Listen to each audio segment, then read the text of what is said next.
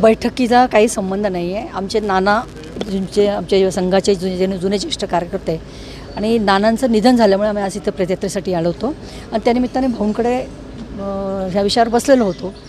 त्याच्या व्यतिरिक्त दुसरा कुठला विषय नाही. आणि आमचे सर्व गिरीश भाऊ आहेत, आमचे नेते आहेत, ते ह्या बाबतीत निर्णय घेतील. त्या बाबतीतला पण ताई गुलाब भाऊंनी म्हटलं की शिवसेनेलाही जागा मिळावी असं. तो पक्षश्रेष्ठींचा विषय आहे.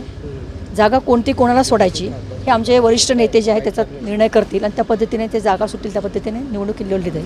काही जे उमेदवार आपल्या वतीनं दिले जातात ते देखील आतमध्ये उपस्थित असल्याची चर्चा आहे. नंदू अडवाणी देखील उपस्थित होते.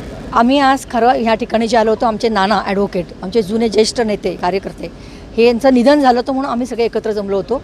त्यामुळे विधान परिषदेचा कुठलाही विषय तिथं त्या ठिकाणी नव्हता. ताई गुलाब भाऊंनी स्वतः त्यांचे चिरंजीव प्रताप पाटील हे बघा, प्रत्येकाने आपली इच्छा व्यक्त करायची असते, पण शेवटी महायुती असल्यामुळे युतीमध्ये ज्या गोष्टी ठरतील, वरिष्ठ नेते ज्या निर्णय घेतील त्या निर्णयावर आपण सगळेजण बांधील राहू. भाजपकडून पण नाव दिली गेली, भाजपने अशी अट घातली की प्रताप जाधव वर्षानुवर्षे भाजपाची जागा आहे. त्यामुळे प्रत्येकाला वाटतंय की आपल्याला विधान परिषद तिकीट मिळावं. जो तो आपल्या पद्धतीने त्याची विचार त्या पद्धतीने करत आहे.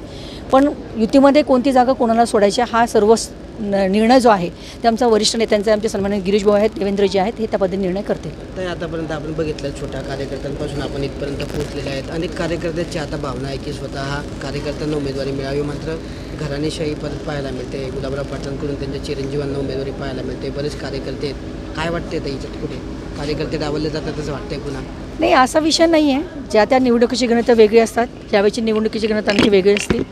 आणि याच्यामध्ये मला वाटतं एक विचार करून पक्षश्रेष्ठी ज्या पद्धतीने विचार करतील, निर्णय घेतील, त्या पद्धतीने मला वाटतं सगळे कार्यकर्ते आम्ही सगळेजण त्या पद्धतीने काम करू. शिवसेनेला जागा सुटली काही भाजप तेवढंच ताकदीने काम करेल का? हे बघा, हा वरिष्ठ नेत्यांचा निर्णय राहील. त्या निर्णयाला आम्ही बांधील राहू.